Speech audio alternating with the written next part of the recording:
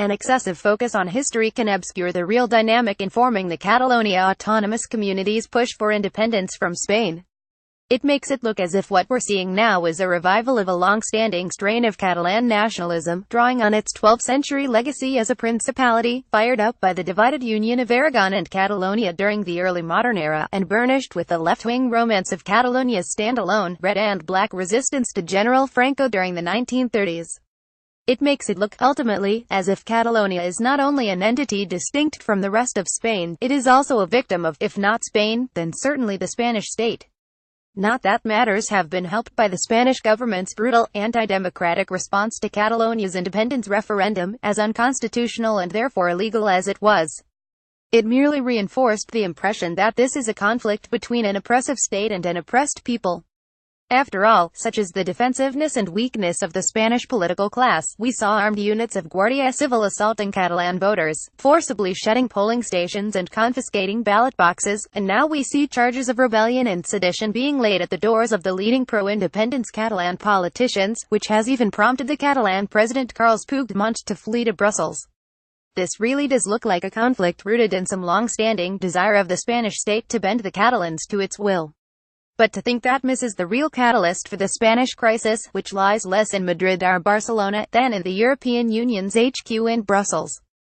That's because, in the EU's flight, manned by Western Europe's political classes, from the democratic accountability of national peoples, in its demonization of the very idea of national sovereignty as a species of 1930s style nationalism, indeed in its essential antinational elitism, it has created a transnational, technocratic set of institutions that necessarily weakens national state structures, depriving nations of numerous lawmaking powers, border controls and economic independence. Admittedly, the Spanish nation-state has never been particularly strong. In common with the rest of Europe, its party political system is in disarray, with its two traditional behemoths, the Socialist and Popular parties, hollowed out, and populist rivals exploding onto the scene. And, specific to Spain, the state has failed properly to cohere itself as a state, with suppressed regional antagonisms re-emerging in the post-Franco era. But the EU has not only exacerbated the internal weaknesses of the Spanish state, it has also fundamentally undermined even the possibility of a functioning nation-state. Not that the EU's corrosion of nationhood is enough by itself to have prompted the Catalan push for independence. It created the conditions, an enfeebled, desperately weak state, and a politically disempowered populace, but it didn't by itself generate the spark that was provided by the economic crisis of 2008, which led to the collapse of Spain's property-fueled credit bubble, and the previously flourishing construction industry. Because as soon as the mirage of economic boom gave way to the reality of long-term bust, the weakness of the state, and especially its lack of economic independence, became a problem. It meant that despite the desires and wishes of the Spanish people, the state could do nothing but attempt to enforce the EU's harsh austerity regime.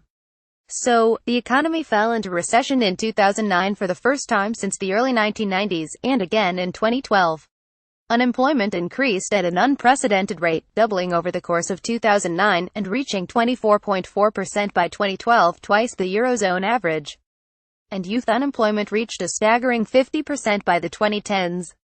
Yet, all the Spanish state could do, especially after an EU bailout package in 2012, was continue to make cuts to state spending, while simultaneously trying to repay its EU debtors.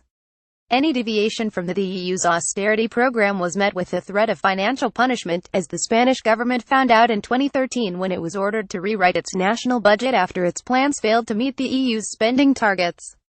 But the EU's from and high, remote control governance doesn't simply corrode national state structures, and ride roughshod over people's wants and desires. It also ultimately divides a nation, fragments a people. It fosters grievances, resentments, bitterness, not least in the economic sphere. It can prompt the relatively well-off to wonder why they're paying ever higher taxes for so little return. It can turn richer regions against poorer ones, and it can prompt people to look for ways to regain some semblance of control over their affairs, or, more accurately, in the case of Catalonia, to protect their economic privilege.